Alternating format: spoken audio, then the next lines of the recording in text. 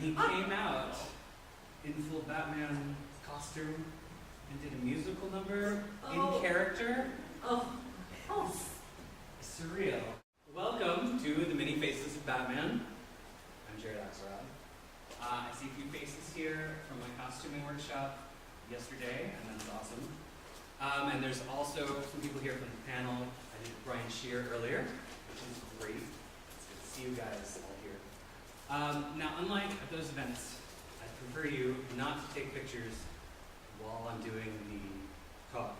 But I'm aware that we live in the 21st century, so I'm going to take a few moments for you to go ahead and take pictures of me and the title here, so people know where you are and feel appropriately jealous. Yes. All right, so don't be shy, go ahead. I'll even pretend we're in the middle of the talk, so and maybe another image. Yeah. Here, There we go. Yeah, come on. Go ahead, I'll pose again, it's fine. Sure. Alright.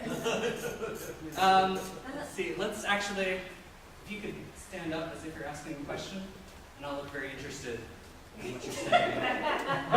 Yeah.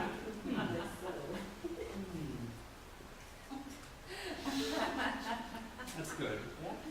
Alright, so now when you put those on the internet or do whatever you want with them, be sure to put that hashtag, which is the Durham Comics Fest, so people can know about this event and how cool it's been. It's been really great and it deserves more attention. So that's the hashtag. That's the official one I asked, and that's the one that people should know. So can I have mine go back?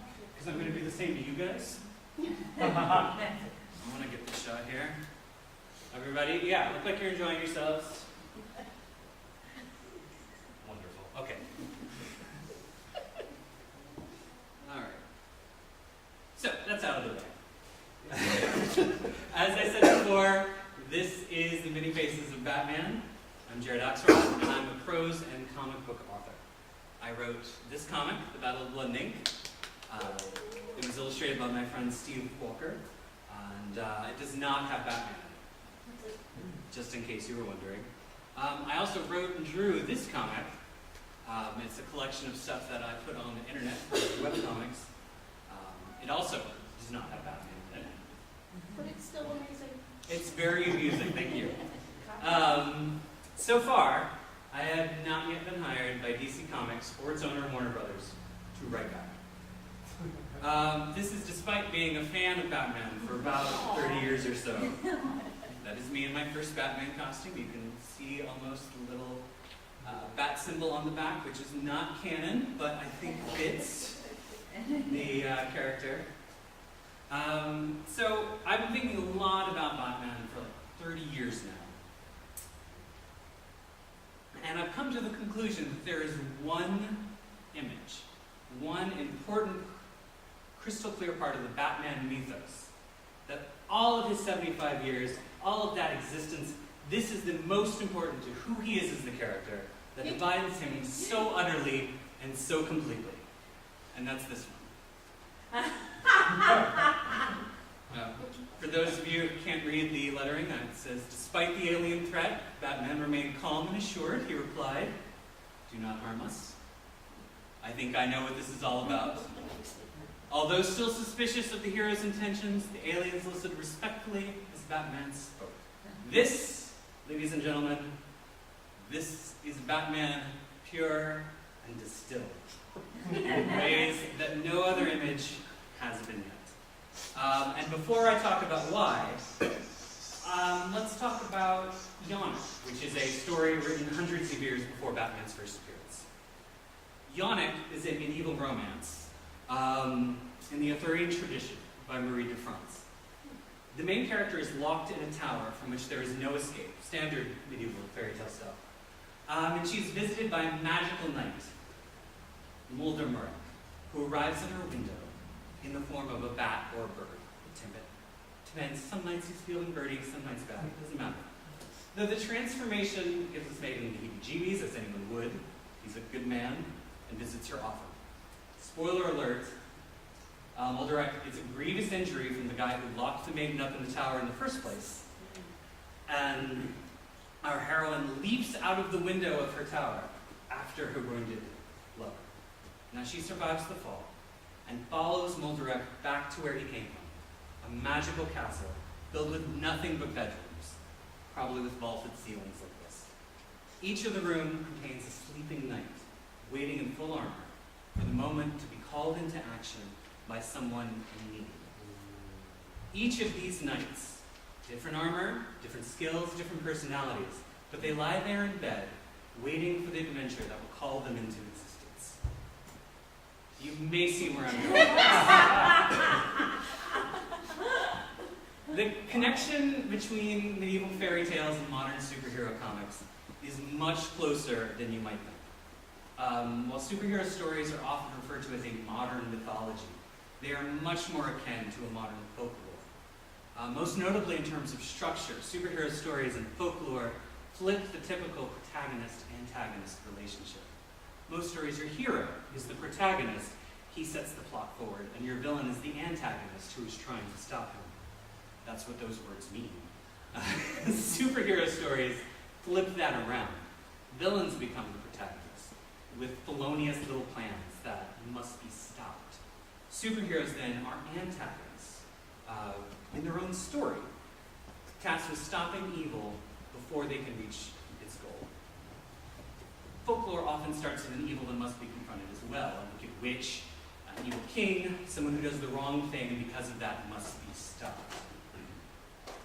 There's really not that much difference between once upon a time there was a wicked witch in the woods and a rocket ship destroying the city. This is from a very early Batman comic, as you can tell. It does refer to Bruce Wayne, yeah. So even back in the day, he was fighting rocket ships and destroying them from within. Even if we disregard this clear structural similarity, however, the key component of folklore is that you know the story without knowing the source. The source is immaterial because the story exists without it.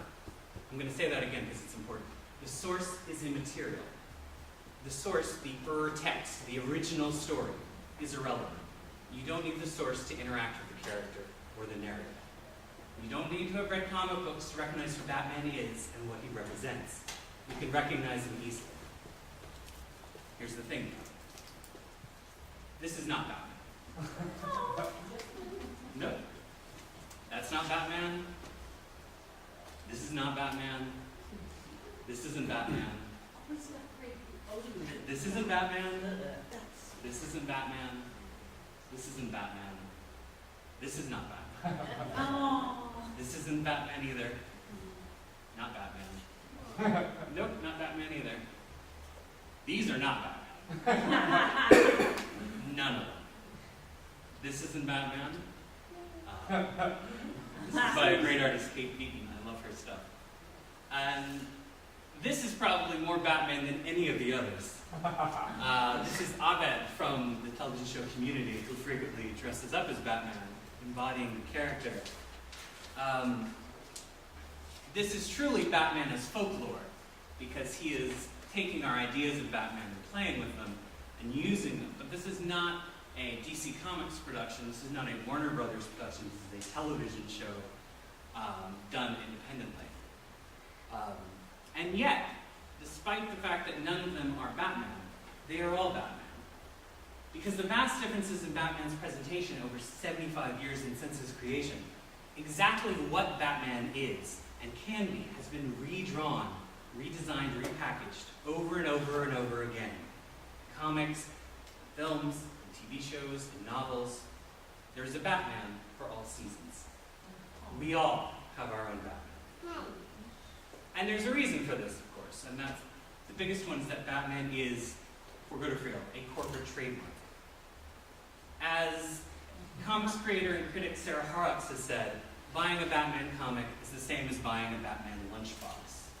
She's not wrong. All of these reinventions are little more than a way to squeeze money out of that character, either by making Batman more appealing to younger readers, or adding into the nostalgia of older readers who remember him. Every single Batman has been done, every single change in Batman has been done with commerce in mind. Even in the early days, when the creators, Bill Finger and Jerry Robinson, and to a lesser extent Bob Kane, though he took all the credit, these elements we consider the bedrock of who Batman is as a character were added piecemeal to sell more books. From the introduction of Robin, not even a year after Batman's first appearance. A lot of people, there's this kind of cultural myth, a folklore if you will, that there was a long period of time where Batman did not have Robin and was dark and grim and did serious stories, and that lasted all of 10 months. So that's about 10 stories, and its stories are like 7 pages long, so it's not a whole lot of text of Batman being a grim loner. Far more text of him having a brightly colored partner without pants. It was a different time. So from the introduction of Robin, not even a year after Batman's first appearance, to the decision to have him stop toting a gun and killing people. Each decision is made in terms of increasing sales, not creative choices. That's right, Robin became Batman's partner before Batman stopped using a gun. Interesting enough, that's why he stopped using a gun, because the editor went to the people working on Batman at the time, Bill Finger, Jerry Robinson, and somewhat Bob Kane, and said, you can't have Batman shooting people in the face in front of a child. That was an editorial edict. And since then, he has not shot people in the face in front of Robin.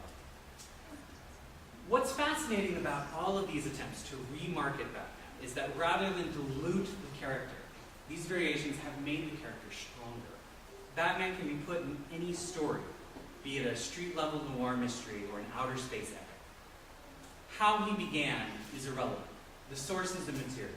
The question is not how does Batman fit, but which Batman fits. How is this even possible?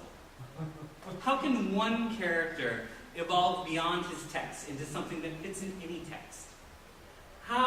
There's got to be other characters who do this, right?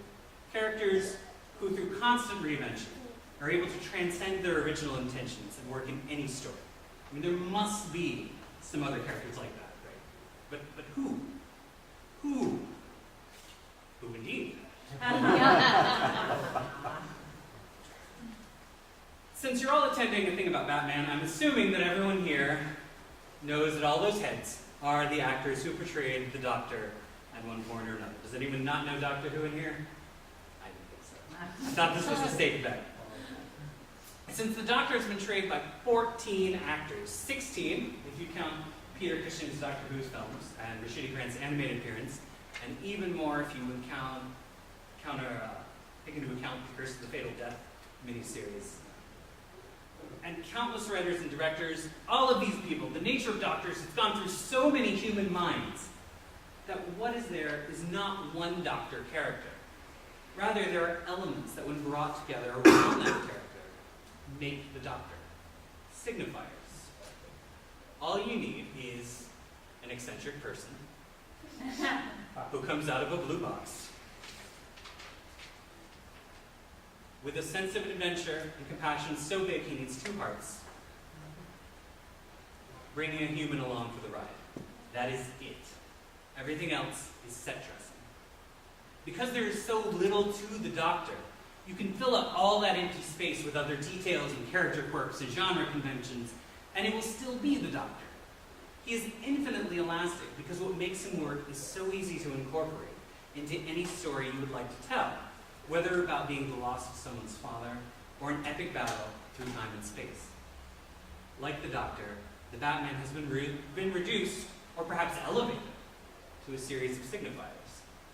You need an athletic person who uses a mask with pointy ears, a cape, and a utility belt to battle weird crime.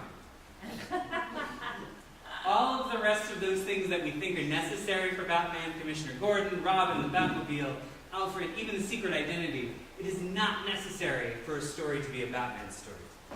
For a Batman story to work, the amount of specific details necessary is staggeringly small. Even the character's gender, which some might consider essential, is mutable the success and continued appeal of 2 Batwomen and 4 Batgirls is how little the man in Batman even matters. And quite frankly, the Doctor is not a gendered name, so we should probably do something about that too. That's Joanna Lumley, who played the Doctor in The Curse of the Fatal Death for a short period of time. But the similarities do not end there. The complete canon of Batman is extensive and often contradictory. And while it's impossible to conceive of someone who has watched every single Doctor Who episode ever made, perhaps catching all of the lost episodes when they were children, it is also possible for imagine a die-hard Batman fan who's read every Batman comic. But most of us haven't. Beyond that, such a devotion to canon is not only not necessary, it's not even recommended. Well, both the Doctor and the Batman have a beginning where the signifiers that we come to think of the character got their start. Experiencing them does not deepen your understanding of the character. It's just another incarnation, equal in importance to the others. These early stories were seen as literally disposable. The comics were thrown away, the television shows taped over, so it's no wonder they are not held up as something to revere and draw from. The source material is immaterial. This lack of an all-important text, a Batman book, is the cornerstone of the character's elasticity. We have nothing to refer back to, or evoke, or homage. There's an incredible freedom to allow the character to wander into any situation possible. Similarly, long-lived characters, James Bond, Spider-Man, Sherlock Holmes, they've all gone through many incarnations, but they're not as elastic as the Doctor and Batman because of a requirement of fidelity to the source material. Superman is in the same boat, oddly enough. And you just have to look at the recent Man of Steel movie, which had to have the Daily Planet staff in the story, even though Clark Kent had not started working there yet. But they have to be in there for it to be a Superman story. That fidelity is really important. But without it, you can do anything. You can even take a character made from day one to market to children and tell an adult story with them. We'll get to that in a moment. First, I want to talk about the movie versions of Batman, because these are fascinating. Because very early on, Batman was done in movie serials. Part of this is because very limited special effects are needed for Batman. You just have a guy in a suit punching people, and we're done. But what's great about these serials is they later involve the comics. Elements like Alfred the Butler were in the serials and then brought into the comics later. One thing that's also fascinating about these 2 serials is they just used a car as the Batmobile. And Bob Kane was very excited about seeing the Batmobile on screen, and they just showed him the car. Not that he has any reason to complain, because the Batmobile was just a car for many years. And it wasn't until the 40s when he brought in the bat-shaped wings and hood ornaments and all that. But they couldn't afford a cool car. So these are the 2 actors who portrayed Batman. Obviously, the costuming is something to be desired. But there's a certain charm to both of them that I quite like. And then we had these movies coming in the 80s and 90s. And these are odd films. They're not very good. I know we have a lot of people have feelings for the Michael Keaton versions. And I admit to have a certain love for Batman Forever. That's Val Kilmer there in the middle. And George Clooney has a perfect jaw for Batman. But I think one of the things that is interesting about these is how far all of them are from our source material of Batman. And yet, every single one of them, even though Batman and Robin is critically looked down upon, was an immense success. These films all made a lot of money. A lot of people seen them, even though they have only the barest signifiers to the material in question, which is fascinating. But let's talk about this guy for a moment, because he is the image of Batman in the popular culture right now, which is weird for me, because I don't really like that idea of Batman. They're great movies. I love the movies. But I see them as a variation on Batman, as opposed to, this is Batman. So when people talk about Batman as a thing, and they're not referring to the comic books, they're referring to these films, it's weird for me. But good or for ill, this is the current Batman in public consciousness. And The Dark Knight, the second film in this series, has the distinction of being one of the few, if not the only, truly adult narrative featuring superheroes. How did they do that? By jettisoning all but the signifiers. We have the mask, we have the belt, we have the cape, we have the weird crime, and that's it. What's left is a very adult, very interesting and novelistic story in which these signifiers are put around the character and inserted into. There's no Batcave in The Dark Knight, there's no doomsday device, there's no hallucinogenic compounds, there's no kid sidekicks, there's no conspiracies of evil. And it is worth knowing, in a wonderful metatextual moment, that the film ends with Batman becoming the folklore in the world of the movie that he is in the world we live in. I remember, after Batman Begins came out, there was a flurry of discussion and fan art about where these movies would go.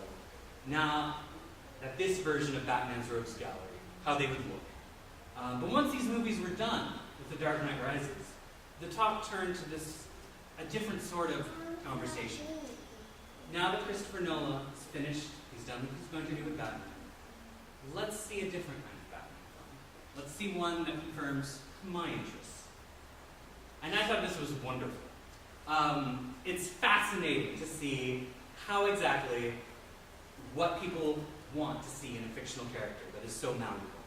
Each and every person has their own idea of what Batman is, and what the previous movies have done right, and what they have done wrong. What was criminal to leave out, and what should have never been included. Each hope is a call to a sleeping, waiting Batman who might rise up and play out his adventures on the screen. This, of course, leads me to consider about what my Batman is. As you imagine, I've been thinking about this a lot. Like many people of my generation, my version of Batman is shaped by Kevin Conroy's performance in Batman the Animated Series. And also the Mask of the Phantasm movie, Batman Beyond, Justice League Unlimited, various direct-to-DVD animated movies and video games. Conroy has been voicing Batman almost non-stop for 20 years. He took a break in 2007. So, his Batman casts a very long shadow. As does Adam West's. Adam West's Batman is amazing. I have collections of some of the comics of these times the show was on, and it is fascinating to me how much the comics and the show mirror each other. The camp sensibility of the show is apparent, but that sort of ridiculousness is in the comics themselves, and both work on two levels. You can either treat the threats in the comics as seriously as Adam West does in character in the show, as a child might do when watching it. Certainly I did when I was a small child watching it and took it very seriously. And the comics work on that level too, but they also have that pop art ridiculousness and embracement of the absurd that makes the show work and those old comics work. It was really surprising to me how much of this show, which we think of as almost a parody of the character, is in touch with the comics of that time. In particular, there's a great Riddler story where he just wakes up one day and is like, I should really just stop leaving riddles. This is getting me in trouble. I should just commit crime. Without telling people what I'm going to do. So there's already a self-awareness to the character that came about while this show was going on. And then that element of both a conscious, you can take this seriously, but at the same time you can laugh at it, is something I always like. But the heart of the matter lies with the Batman presented in this book, which is a combination comic and text piece entitled The Lunar Invaders. It's been written by Marv Wolfman, who is a frequent Batman writer, and published by the August House of Literary Tomes, Fisher-Price Toys. It came with a cassette that was read the story along with you with various voice actors voicing characters. And this book is where this image comes from. As I said in the beginning, this is the most important image of Batman in all existence. And that is because this is the wellspring which all my ideas of Batman come from. This is my Batman. Even when on the moon, surrounded by ray gun wielding aliens, Batman is calm and collected. This is a Batman who, first and foremost, is the world's greatest detective. He knows what's going on. See, he says so.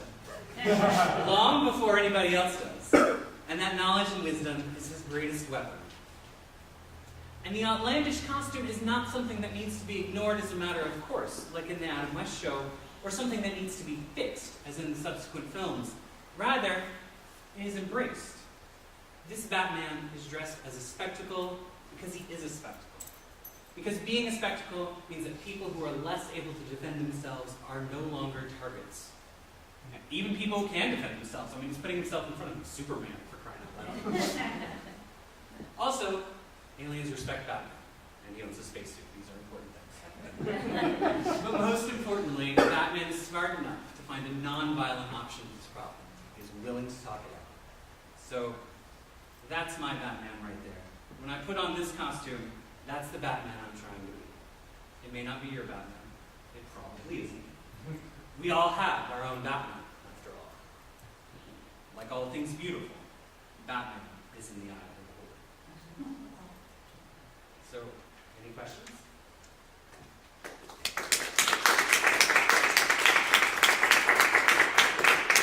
There's a lot of stuff about Batman that I did not put in here, so if you have something that I did not talk about that you wish I had, I'm perfectly willing to talk about it. Yes? What's your favorite decade of Batman? That's a good question. I'm really fond of the 60s stories. I like those a lot because they're fun. It is a time when they were trying a new look for Batman. For the longest time, a lot of the artists were emulating a style of Batman done by Dick Sprang. You saw one of the earlier was a huge jaw and bulky thing. And those were, and it was decided right before the show started, a few years before the show started, to change things up. So they got in Carmine Infantino, who was a superstar artist at the time, having revamped the Flash. They put the yellow oval on his chest to make it more bright and colorful, and they had a slightly more realistic style of Batman. He's not a huge muscular guy, he's just an athletic guy. Robin looks like a teenager, and there's a conscious effort to do something different. And they tried shaking it up. Alfred is gone, and Harriet is in before she was on the show. And a lot of things that are just, it was a very experimental time, and they tried a lot of different things. Some of them didn't work, but some of them were brilliant. And the best thing about that era is it then inspired the Bat manga. You saw an image of that, the manga style Batman, which was a beautiful book because that is, again, at the same time. And you have a manga artist who is given English comic books. He can't read English. So he is adapting these stories by the images alone and coming up with his own narrative ideas of what they mean and doing it in a more manga style. So the stories are longer, there's a little bit more of there's less a rush to the end and a little more pensive. So you have these two very similar elements going on at the same time in the 60s. And you have the show, the Adam West show, which is brilliant. So that is the best Batman time, in my opinion. Yes? So, what do you think it is that makes these superheroes survive through the years, like Superman and Batman? Like, what do you think makes them not die out like other superheroes which aren't as popular? Well, part of it is the stuff that I talked about with the signifiers. And even Superman, while he has a lot of signifiers, still has enough space in there that you can put yourself into those characters. The ones that really work are the ones that are both specific and also general.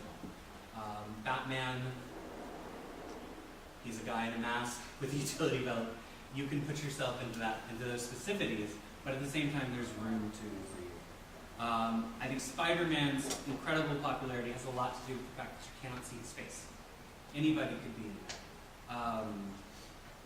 And so that's something that's really powerful. So I think those characters that have that specificity, but at the same time are not so specific that it becomes bogged down in that, those are the ones that survive and become the modern folklore.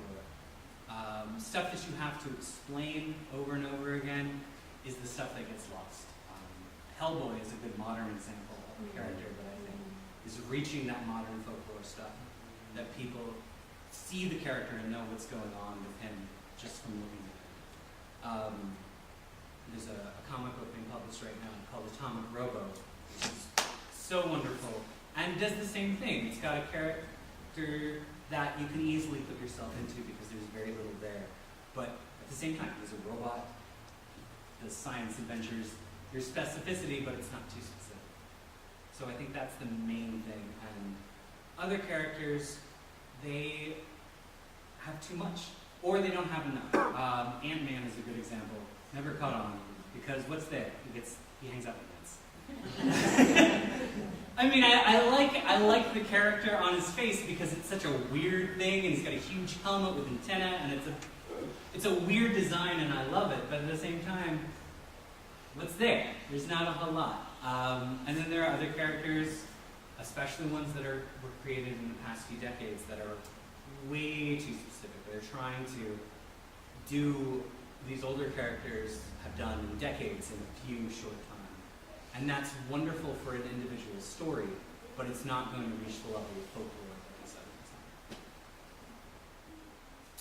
So was he born out of the same necessity as the Superman in action comics, Captain America, or did he came after that era, being so dark and and not he came patriotic and not almost immediately after Superman. Bob Kane, this is the weird origin of Batman, I'll do this really quickly. Bob Kane saw that Superman was a success. Everyone loves Superman, there's like nothing anyone had seen before. So he's like, alright, I'm going to create a character. Clearly flying is important. As it is, Superman flying is important. So here we go. Here's this guy. It's going to be hit. Birdman. Huge wings. Had a red leotard. It was there. His writer, who had worked on in other comic projects, Bill Finger, is like, that is dumb. He showed him a picture of bat wings, and he's like, let's do Batman. That's cooler. And I don't like the idea of him having actual wings. How about he just has a really cool cape? And also, bats have those cool ears, so let's do that in a mask. It'll have a nice distinctive look. And thus Batman was born. It was done very consciously to catch on to the market of these superheroes, Superman, who were just from. And that is, again, where Robin came from. Because a year after Batman showed up, 10 months after Batman showed up, all of these superheroes were trying to catch on to that thing. They're like, how can we make ours distinctive? Let's give him a partner. And they did Robin. And then all of these superheroes now have teen sidekicks, and that came from there. Was it the first partnership? Yeah, it was the first one, and it was the first sidekicks relationship. And then you started to see later Captain America and Bucky. Green Arrow had Speedy. All of these characters. Yeah, it's all dumb. But it's there to catch on to that popularity. Every decision made was to how can we sell more books. And it's neat that this very commercial, mercenary attitude ended up making a character that has become so beloved. And in part, I guess, because it's kind of a blanket. You can put yourself in that easily. Let's get some other people. But I think for me, No, you. Yeah. okay, what makes Batman to me Yeah. so popular is that, like you said, anybody can get it, but he doesn't have a superpower. Right. It is his mind. He's smart, and it's one of those characters where it pays off to be smart. Yes. So he knows how to defeat all the other superheroes with I think a lot of people forget. He's the one superhero that can defeat or will defeat Superman if he loses his money. He already knows how to defeat Aquaman and all the other ones, so he's just smart. And I think anybody can put themselves into that character because I don't need to fly. I just need to be smart. People have made an argument that Batman does have a superpower, and that is his immense wealth. And that he has that really cool car, he's got all those planes, he's got the wonderful toys. But again, that's an achievable power. Like, there are people who have the money if they really wanted to, and maybe do have special cars that only they can drive, and special blades done to their own design. One thing that was fascinating to me as a student of history, to look at Mussolini's stuff when he was in power in Italy, because he had his own Mussolini cave. It was a basement gymnasium with giant M's everywhere and all of this stuff. And that was pre-Batman. Southwest Regional Library will be closing in 45 minutes. If you would like to apply for a library card or need to pay your fines and fees before checking out, please do so at this time. Fine. So that was pre-Batman, had all those things. And it was in the newspapers at the time. The World War II happened. So it's fun for me to imagine that someone, Bob Kane, Bill Finger, Jerry Robinson, looking at this ostentatious display of wealth that only a dictator can have, and be like, yeah, let's have our guy have that. So it's very interesting. So there is that, but I think you're right in that the coolest thing about Batman is he is smarter than everyone else. And that's something that is important, and it's something that is fun to identify with. I know we've all been in a situation where we're like, I am the smartest person in this room. I don't feel that way here, which is great. But we've been there, and so that kind of characterization is cool. And also, everyone loves a detective and finding out those solutions to problems, thinking outside the box, which is Batman's whole reason for being, really. Because I personally feel like Batman falls apart if you don't have weird crime. If you have crime that the police can handle, you don't have Batman.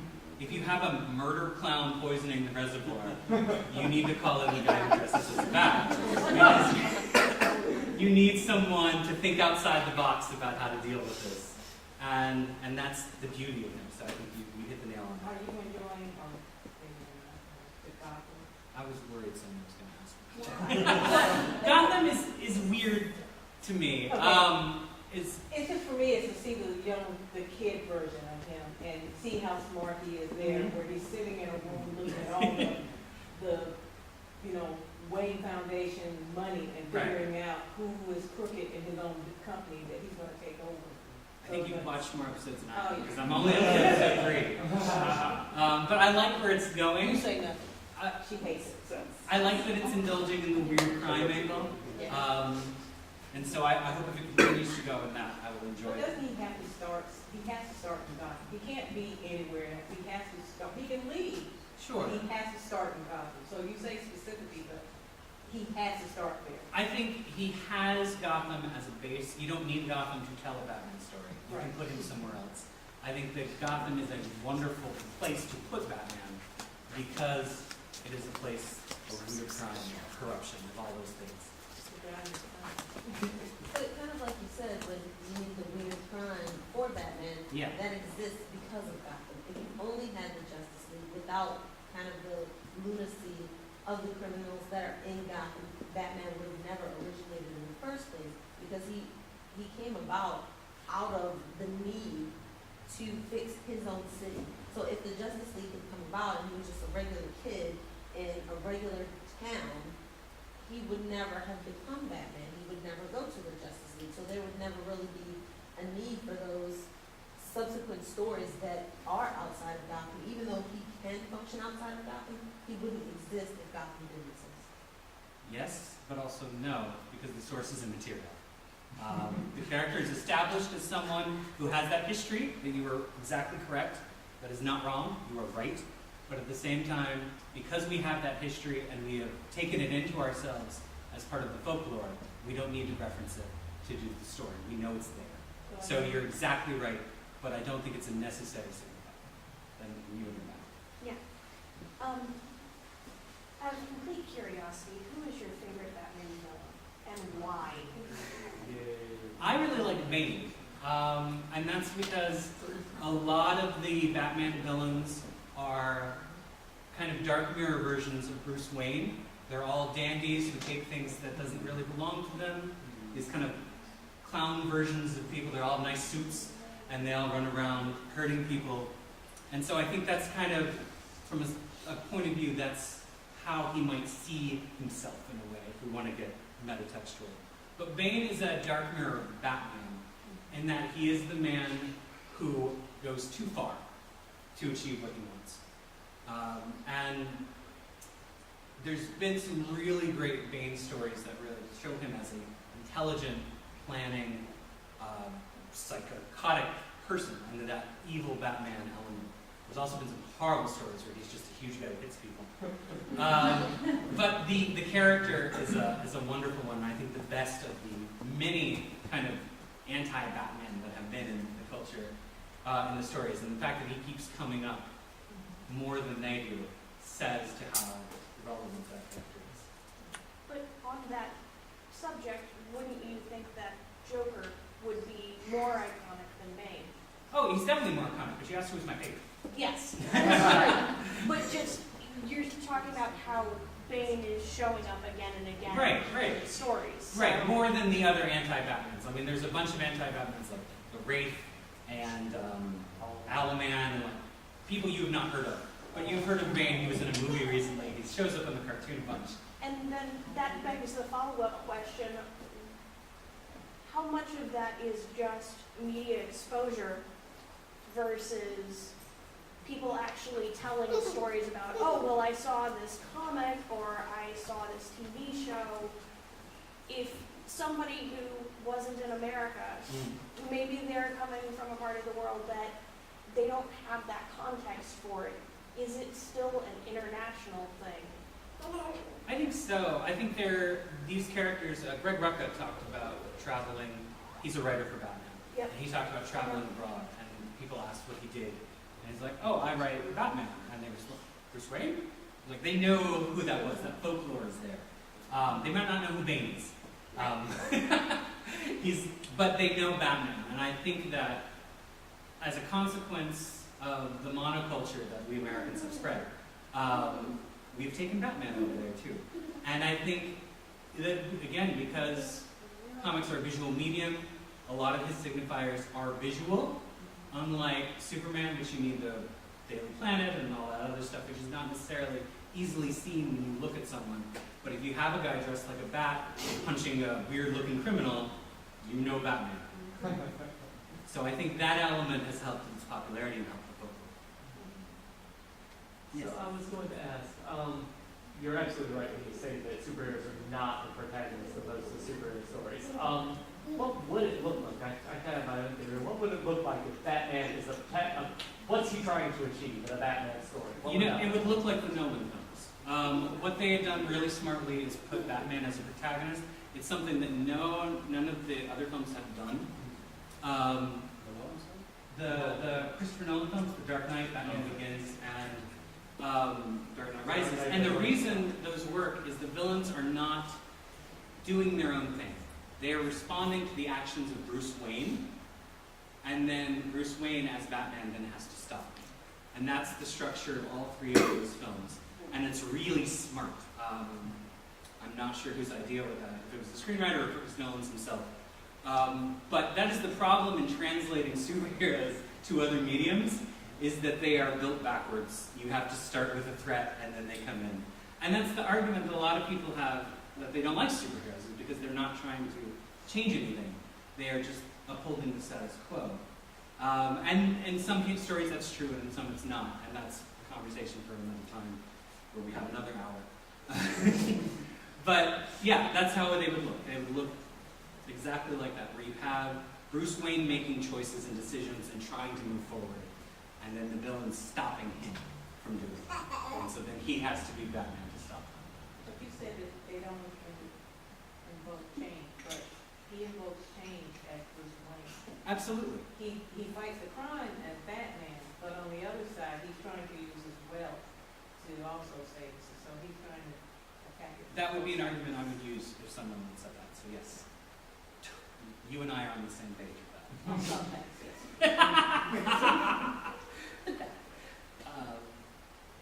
Any other questions? Yes. Sorry, do you think there's a cultural or historical reason for why Batman shifted from, say, the goofier to the super gritty Frank Miller and Money. later?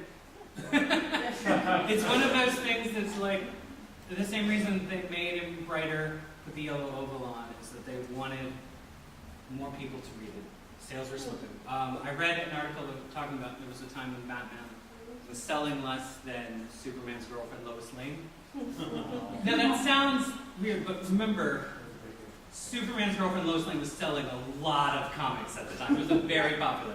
So that's not a huge thing, but it was not selling as well as it does now. No, actually, it's probably selling better than it does now because comics are in the hole. But the idea is not selling well at the time, and so they tried to change it up. Then when people kind of got tired of the goofy Batman, the bright Batman, in the 70s there was a huge shift to do a more realistic Batman. Robin went off to college, so there was a conscious effort to make him older. Batman left Wayne Manor, got a penthouse. He abandoned the Batmobile, which was crazy in my opinion, and just went around in a sports car that was black, but still. And so there was an attempt to do more realistic stuff. That was when Neil Adams started drawing it, and so you had a much more realistic look for everything. And then that went on for a little while, and then sales started slipping again. So they brought in Jim Aparo, who had a much brighter, action-based look, and that, again, it goes the cycles again and again and again. How can we change this just so that more people will be interested, but without violating what the character is? And the beauty of Batman is, because he is a collection of signifiers, you can change a lot and it still be